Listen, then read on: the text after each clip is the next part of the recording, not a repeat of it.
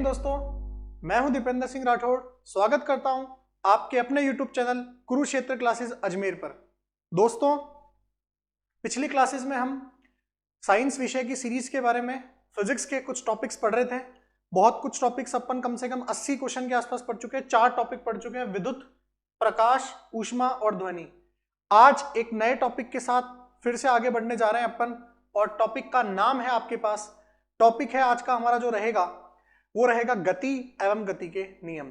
बहुत अच्छा टॉपिक है, एक क्वेश्चन पूछा जाता है आर्मी के अंदर इससे, और मैं हर संभव मैंने कोशिश करी है कि आज के सेशन में से ही वो एक क्वेश्चन हो।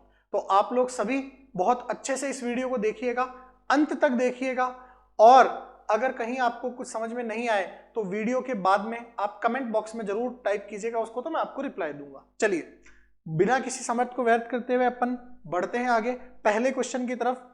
हमारा पहला क्वेश्चन है, गति के नियम का प्रतिपादक कौन है? कहने का मतलब है, ऐसा कौन सा वैज्ञानिक था जिसने गति के नियम दिए थे? तो आप सभी को पता है, न्यूटन बाबा थे। न्यूटन बाबा ने सारे कड़े की मूड़े की आदमी है न्यूटन, उसी ने 3 नियम गति के प्रकाशित किए थे। एक पुस्तक है, उसका नाम है, ध्यान से देखना, पुस्तक का नाम भी बहुत बार पूछा जाता है, आर्मी का फेवरेट क्वेश्चन है। पुस्तक का नाम है मैथामेटामिया। ये आपको याद नहीं रखना, मैं बताऊंगा अभी क्या याद रखना है। मैथामेटामिया प्रिंसिपिया, पुस्तक का नाम है मैथामेटामिया प्रिंसिपिया। ये पुस्तक है, इसके अंदर 1687 के अराउंड न्यूटन ने गति के 3 नियम प्रकाशित किए थे। सर माने तो याद ही कौन हुआ? तो याद नहीं हुआ है तो देखो इधर देखो क्या करना है अपन को। अगर आपको सिर्फ प्रिंसिपिया वर्ड याद रखना है। क्या वर्ड याद रखना है? प्रिंसिपिया। आप ऑप्शन में देखते ही पहचान जाओगे अगर आपको प्रिंसिपिया वर्ड याद है तो। आप सिर्फ ध्यान रखना, न्यूटन ने ये गति के 3 नियम कौन सी पुस्तक में दिए थे? प्रिंसिपिया नामक पुस्तक के अंदर दिए थे। कौन सी सन के अंदर दिए थे? 1687 में। तो आपका आंसर क्या हो जाएगा? आंसर जो हमारा होगा वो होगा न्यूटन, सर आइजैक न्यूटन। पुस्तक का नाम पूछ सकता है, मैंने एडवांस बताया आपको, मैथामेटामिया प्रिंसिपिया। चलिए, उम्मीद करता हूं आपको समझ में आया होगा। रटने वाला क्वेश्चन है, ज्यादा कोई बड़ी बात है नहीं। अगला क्वेश्चन देखते हैं, क्वेश्चन नंबर 2। क्वेश्चन नंबर 2 है, चलती हुई बस जब अचानक ब्रेक लगाती है तो उसमें बैठे हुए यात्री आगे की दिशा में गिरते हैं। इसको किसके द्वारा समझाया जा सकता है? ध्यान से सुनना मेरी बात। क्या कहा है इसने? आप बस में बैठे हो और बस चल रही है, ठीक है, बस चल रही है और अचानक से ड्राइवर ने ब्रेक लगा दी है, तो बताओ, तो आपको यह बताना है कि भाई ये कि आपको जो धक्का लगेगा आगे की ओर वो किस कारण लगा है, किस नियम पे आधारित है? तो देखो, न्यूटन की गति का पहला नियम होता है जिसको जड़त्व का नियम कहते हैं। वो नियम क्या होता है? यदि कोई वस्तु स्थिर अवस्था में है तो वो स्थिर अवस्था में ही रहेगी, और गतिशील अवस्था में है तो गतिशील अवस्था में ही रहेगी, जब तक कि उस पर कोई बाह्य बल कार्यरत ना हो। यानी अगर कोई छेड़ने वाला नहीं है तो किसी वस्तु की स्थिति में परिवर्तन नहीं होगा। जैसे मान लो आप भारत पाकिस्तान मैच देख रहे हो, मैच चल रहा है, जब तक आपको कोई डिस्टर्ब करने वाला नहीं होगा, क्या तब तक आप अपनी स्थिति में परिवर्तन करना चाहोगे? क्या नहीं करना चाहोगे? तो यही गति का नियम है पहला। अब आपकी स्थिति में परिवर्तन कब होगा? जब आपको कोई बाहर से डिस्टर्ब करेगा, ठीक है, जब आपको कोई बाहर से आके डिस्टर्ब करेगा, तो आपका कोई छोटा भाई आएगा, छोटी बहन आएगी कि हाँ मेरे को टीवी का सीरियल देखना है, कार्टून देखना है, तब आपकी स्थिति में परिवर्तन हो सकता है, वरना परिवर्तन नहीं होगा। तो यही न्यूटन की गति का पहला नियम है। यदि कोई वस्तु स्थिर अवस्था में है तो स्थिर अवस्था में रहेगी, गतिशील अवस्था में है तो गतिशील अवस्था में रहेगी, जब तक कि उस पर कोई बाह्य बल कार्यरत ना हो। तो यहां पर जब तक वो व्यक्ति बस के अंदर बैठा था तब तक किस अवस्था में था? सर स्थिर अवस्था में था। जैसे ही अचानक से ब्रेक लगाया गया तो बाह्य बल लग गया, तो उस व्यक्ति की स्थिति में परिवर्तन होगा या नहीं होगा? बिल्कुल होगा सर। और वो व्यक्ति कहां आके गिरेगा? आगे की ओर गिरेगा। तो कौन से नियम पे आधारित हो गया? ये जड़त्व के नियम पे, जिसको न्यूटन का पहला नियम भी कहा जाता है। इसका एक और नाम है, कभी कभी ये भी लिखा हुआ जाता है जड़त्व का नियम, लॉ ऑफ इनर्शिया, यानी जड़त्व का नियम। जड़त्व का नियम कहा जाता है न्यूटन के पहले नियम को। चलिए, तो दोस्तों आगे बढ़ते हैं अपन। 2 क्वेश्चन अपने पूरे हो चुके हैं, उम्मीद करता हूं ये आपको समझ में आया होगा। अगले क्वेश्चन की ओर बढ़ते हैं, क्वेश्चन नंबर 3। जेट इंजन किस सिद्धांत पर कार्य करता है? जेट इंजन किस सिद्धांत पर कार्य करता है? ध्यान से सुनिएगा मेरी बात। जेट इंजन कौन से होते हैं? जेट इंजन वो होते हैं जो फाइटर जेट प्लेन होते हैं, जो लड़ाकू विमान होते हैं, उनका इंजन किस सिद्धांत पे काम करता है? बहुत ही शानदार क्वेश्चन है, आपको रट्टा मारना है सीधा रेखिक संवेग संरक्षण सिद्धांत पर। लीनियर मोमेंटम कंजर्वेशन यानी रेखिक संवेग के संरक्षण के सिद्धांत पे काम करता है। ये बहुत इंपॉर्टेंट क्वेश्चन है, कई बार आर्मी की विभिन्न परीक्षाओं में, टेक्निकल की भर्तियों में पूछा जा चुका है, आर्मी टेक्निकल के अंदर बहुत बार ये क्वेश्चन पूछा जा चुका है। तो जेट इंजन किस सिद्धांत पे काम करते हैं? रैखिक संवेग के संरक्षण के सिद्धांत पर। ये आपको याद करना है बिल्कुल। अगले क्वेश्चन की ओर बढ़ते हैं। अगला क्वेश्चन है, चलती हुई बस जब अचानक ब्रेक लगाती है तो उसमें बैठे व्यक्ति को, ये क्वेश्चन शायद रिपीट हो गया, न्यूटन का पहला नियम आएगा, इसका आंसर पढ़ चुके हैं अभी। चलिए आगे देखते हैं। वर्षा की बूंद गोलाकार आकृति का कारण क्या है? वर्षा की बूंद गोलाकार क्यों होती है? फिर से बहुत ही खतरनाक क्वेश्चन, न जाने करीबन 50 से 60 एग्जाम्स में क्वेश्चन पूछा जा चुका है, इसलिए मैं आपके पास लेके आया हूं। वर्षा की बूंद गोलाकार क्यों होती है? उसका कारण है फिजिक्स का, इस चैप्टर से संबंधित नहीं है, बट ये क्वेश्चन बहुत इंपॉर्टेंट है, इसलिए मैंने इसको इंक्लूड कर लिया। वर्षा की बूंद गोलाकार होती है पृष्ठ तनाव के कारण, सरफेस टेंशन के कारण। पृष्ठ तनाव क्या होता है सर? हमको तो पता ही नहीं है। देखो आपको समझना भी नहीं है, सिर्फ ध्यान रखना। मैं छोटा सा आपको इंट्रोडक्शन बता देता हूं। द्रव की सतह, किसी भी द्रव की सतह अपने क्षेत्रफल को न्यूनतम करने का प्रयास करती है। कोई भी लिक्विड की सरफेस है वो अपने एरिया को मिनिमाइज करती है, यानी अपने क्षेत्रफल को न्यूनतम करने का प्रयास करती है। उसके इस गुण को क्या कहा जाता है? पृष्ठ तनाव। उसी का कारण है जब आप ब्रश को, जो आपकी ब्रश होती है टूथब्रश, उसके ऊपर पानी अगर लगाओगे आगे ब्रशेस पे तो ब्रशेस सिकुड़ जाते हैं। ठीक है, तौलिया जो होता है, सूती तौलिया, रेशम का तौलिया जो होता है, आप अगर जिसमें धागे होते हैं, अगर आप उसको पानी में भिगोगे तो जैसे एक साइड उसका गीला करोगे, कुछ देर बाद आप देखोगे कि वो दूसरा साइड भी गीला हो जाता है। ये पृष्ठ तनाव के कारण होता है, ध्यान रखना। ठीक है, मतलब सिकुड़ जाते हैं उसके, ठीक है ना, अब ध्यान रखना। जो तौलिया हो जाता है वो सिकुड़ जाता है पूरा, तो ये ध्यान रखना आप, ये पृष्ठ तनाव के कारण होता है ये सारा काम। तो वर्षा की बूंद भी गोलाकार पृष्ठ तनाव के कारण होती है, क्योंकि वर्षा की बूंद के पास जब चॉइस होती है कि उसको आकृति ग्रहण करनी है तो वो गोलाकार आकृति ग्रहण करती है, क्योंकि गोले का क्षेत्रफल सबसे न्यूनतम होता है। ठीक है, ध्यान रखना। चलिए आगे बढ़ते हैं अपन, बहुत इंपॉर्टेंट क्वेश्चन है, ध्यान रखना है। अगले प्रश्न की तरफ बढ़ते हैं। क्वेश्चन नंबर 6, जल में तैरना न्यूटन की गति के किस नियम के कारण संभव है? अरे भाई आप जल में तैर कैसे पाते हो? ध्यान से सुनना मेरी बात। आप जल में, पानी में स्विमिंग करते समय अपने हाथों से पानी को किधर की ओर धकेलते हो? पीछे की ओर। बदले में पानी आपको किधर की ओर धकेलता है? आगे की ओर। आप अपने हाथों को पीछे की ओर हाथों से पानी को पीछे की ओर धकेलते हो, बदले में पानी आपको आगे की ओर धकेलता है और आप आगे बढ़ते हो। ये किस नियम पर आधारित है? ये क्रिया प्रतिक्रिया का नियम है। क्रिया आप कर रहे हो पानी पे, प्रतिक्रिया आप पर हो रही है, तो क्रिया प्रतिक्रिया। आपने पानी पे क्रिया करी, बदले में पानी ने आपके ऊपर विपरीत प्रतिक्रिया करी और आप स्विमिंग कर पाए। तो ये किस पे आधारित है? क्रिया प्रतिक्रिया के सिद्धांत पर आधारित है। तो ऑप्शन हो जाएगा क्वेश्चन नंबर 3, न्यूटन की गति का तृतीय नियम जो होता है, इसी को कहा जाता है क्रिया प्रतिक्रिया का नियम।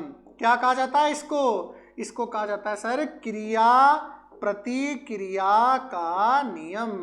क्रिया प्रतिक्रिया का नियम कहा जाता है। बहुत ही इंपॉर्टेंट सवाल है ये भी, पानी में तैर पाना किस नियम के कारण संभव है?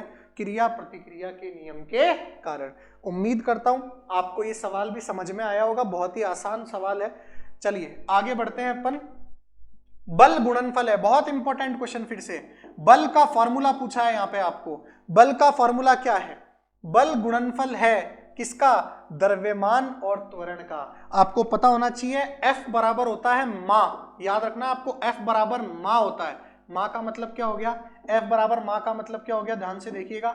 M मतलब है आपके पास द्रव्यमान यानी मास, और A मतलब क्या है? A होता है आपका त्वरण यानी एक्सेलरेशन। तो F बराबर माँ यानी द्रव्यमान इंटू त्वरण।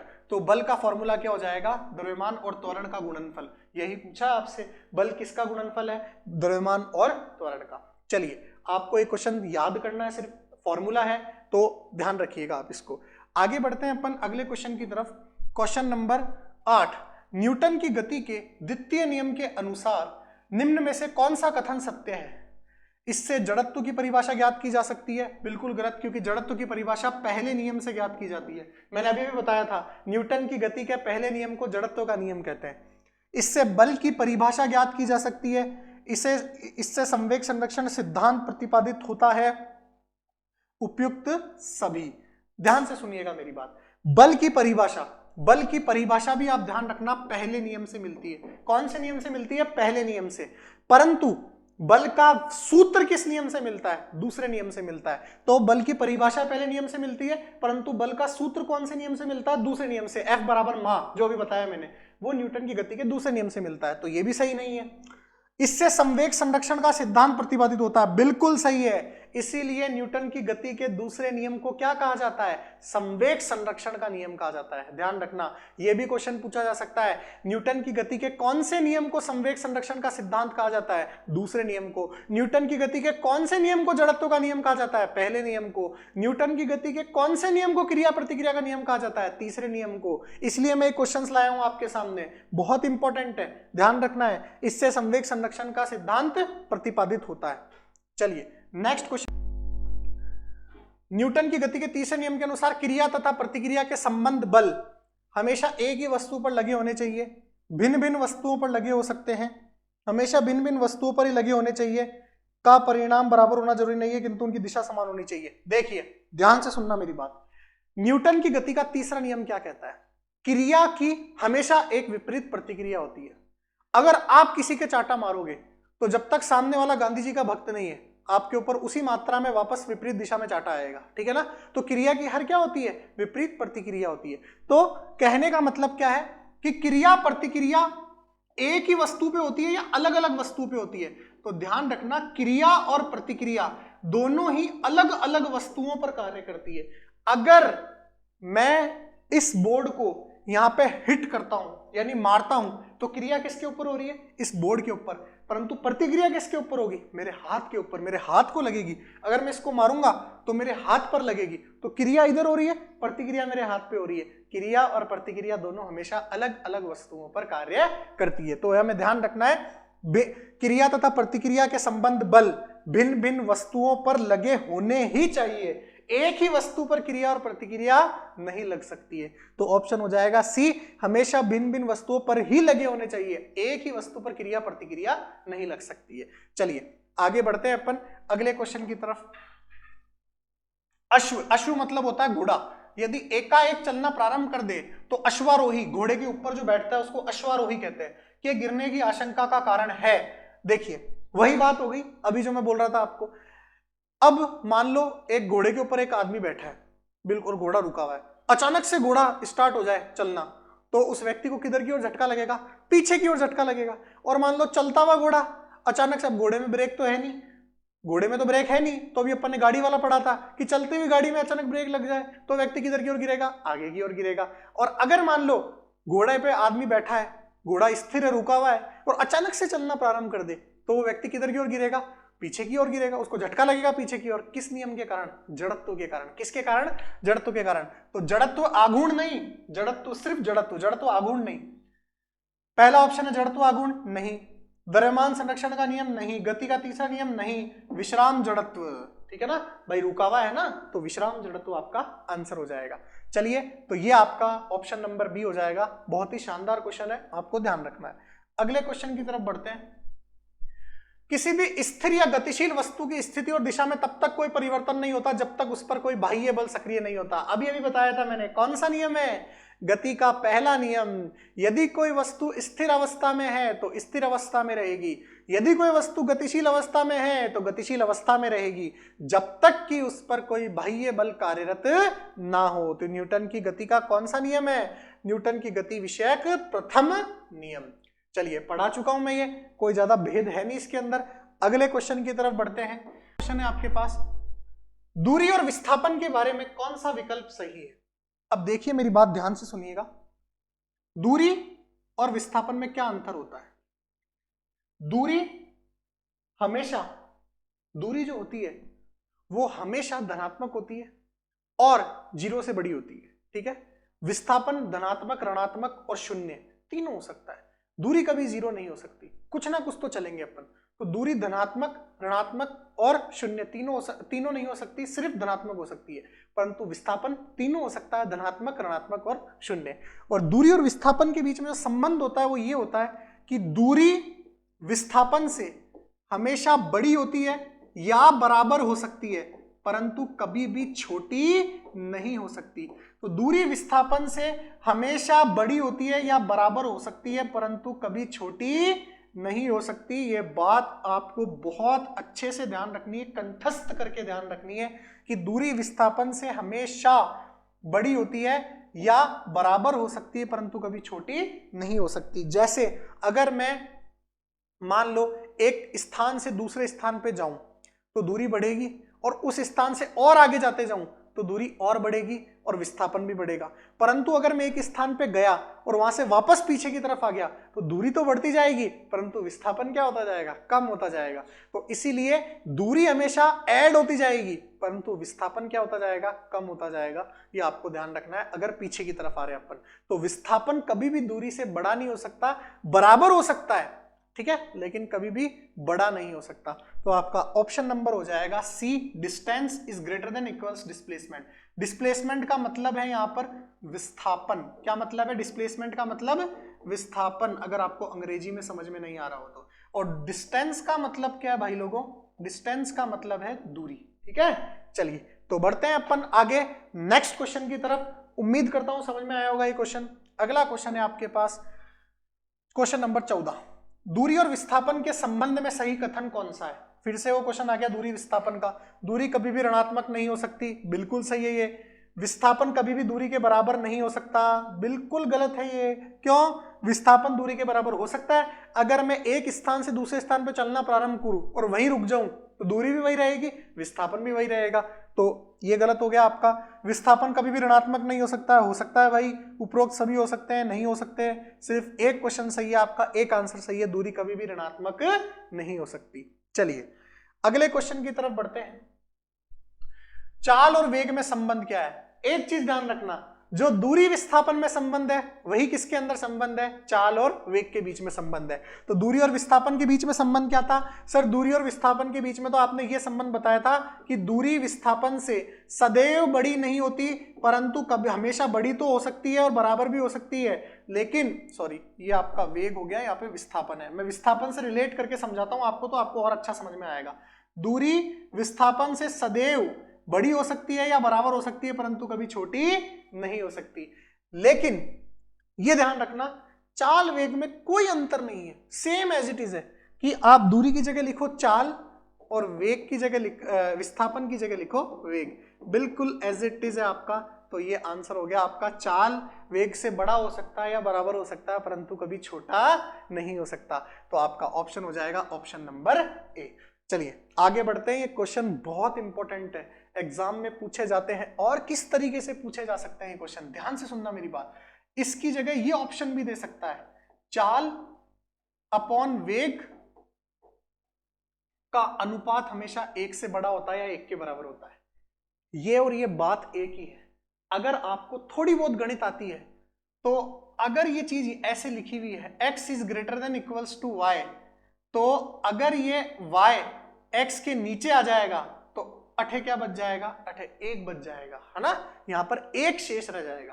तो दूरी, ये चाल और वेग ऐसे लिखा हुआ था, वेग नीचे आ गया तो यहाँ पे 1 बच गया। तो चाल और वेग का जो अनुपात होता है वो हमेशा 1 से बड़ा होता है या 1 के बराबर होता है, परंतु कभी 1 से छोटा नहीं हो सकता। यही दूरी विस्थापन में भी कह सकते हैं अपन। तो ये कंसेप्ट आप अगर ध्यान रखोगे तो आपके एग्जाम में काम आएगा। बहुत इंपॉर्टेंट क्वेश्चन है ये। आर्मी टेक्निकल में भी पूछे जा चुके हैं, एयरफोर्स में भी पूछे जा चुके हैं। कोई बड़ी बात नहीं है, जीडी के अंदर पूछ ले, आर्मी के अंदर, या नर्सिंग असिस्टेंट के अंदर पूछ ले, ठीक है, ट्रेड्समैन के अंदर पूछ ले, पूछ सकते हैं। लेवल बढ़ाना होगा ऑनलाइन पेपर में तो आराम से पूछ लेंगे आपको। तो ये ध्यान रखना है, बहुत इंपॉर्टेंट प्रश्न है। चलिए आगे बढ़ते हैं अपन अगले क्वेश्चन की तरफ। संवेग होता है, संवेग क्या होता है? ध्यान रखना, संवेग क्या होता है?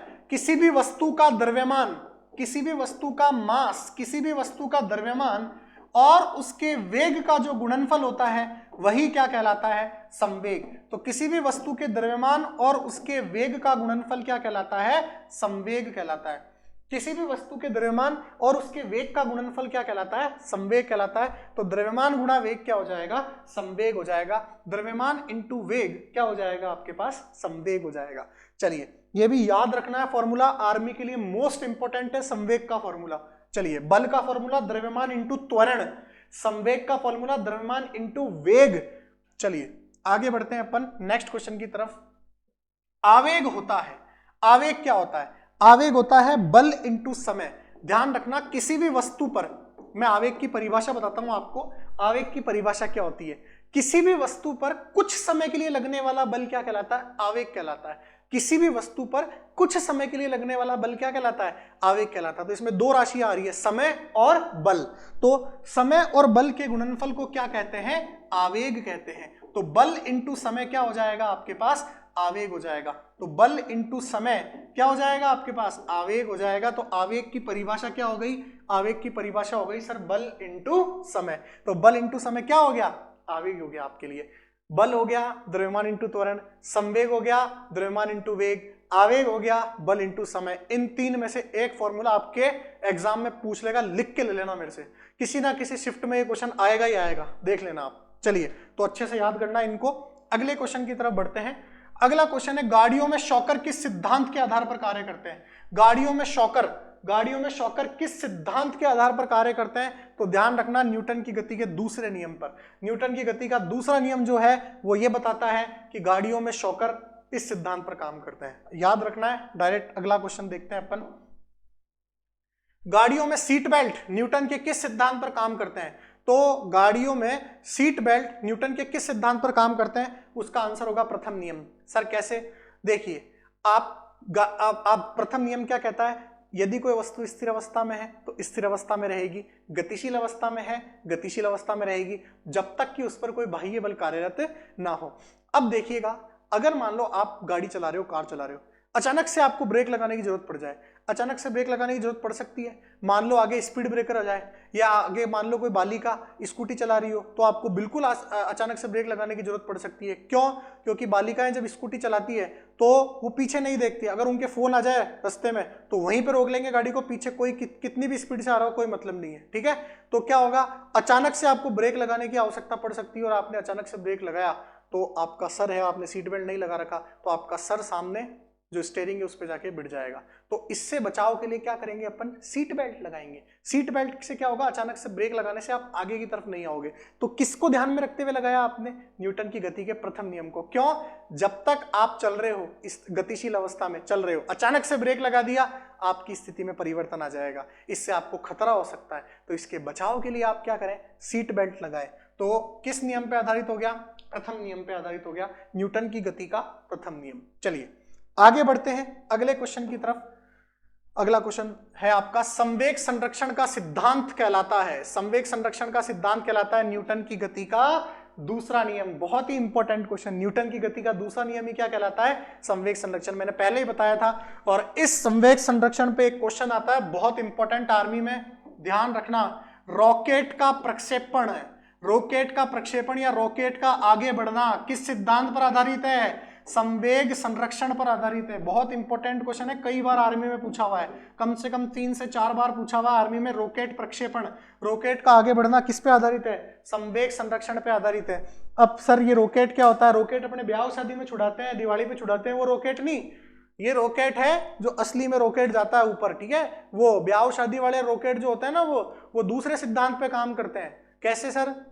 वो ऐसे कि मान लो आप रॉकेट को ना कैसे छुड़ा लो, भले कोई मिट्टी में डाल के छुड़ाते हैं, कोई तगारी में डाल के छुड़ाते हैं, है ना, कोई वो क्या होता है, कोई ऐसे करते हैं कि है ना, उसको रॉकेट को लगा के और पीछे बिल्कुल उसको कवर करने के लिए बड़ा सा एक बर्तन लगा देते हैं, फिर उसमें वो उड़ता है जाके। लेकिन ध्यान रखना, मोस्ट कंडीशन के अंदर रॉकेट जो होता है वो इधर उधर ही जाता है, कभी भी सीधा नहीं जाता है ना। कभी 45 डिग्री पे जाएगा, कभी किसी घर में घुस जाएगा, ऐसे करके सीधा रॉकेट कभी नहीं जाता है। लेकिन अगर आप उसको बोतल में डाल के छुड़ाओगे तो बिल्कुल सीधा जाता है। और ये जिंदगी का सार है, अगर आपको ऊपर जाना है तो बोतल का सहारा तो लेना ही पड़ेगा। ठीक है, तो वो रॉकेट तो उस सिद्धांत पे काम करता है। लेकिन अपने वाला जो रॉकेट है, ठीक है, ये जो ओरिजिनल रॉकेट होता है वो आपके संवेग संरक्षण के सिद्धांत पे काम करता है। ठीक है, चलिए, और वो क्रिया के तीसरे नियम पे भी आधारित है न्यूटन के, जिसको कहते हैं क्रिया प्रतिक्रिया का नियम। ठीक है, उस पे भी आधारित है। पर दोनों में ऑप्शन आए तो आप किसको करोगे? संवेग संरक्षण को करोगे।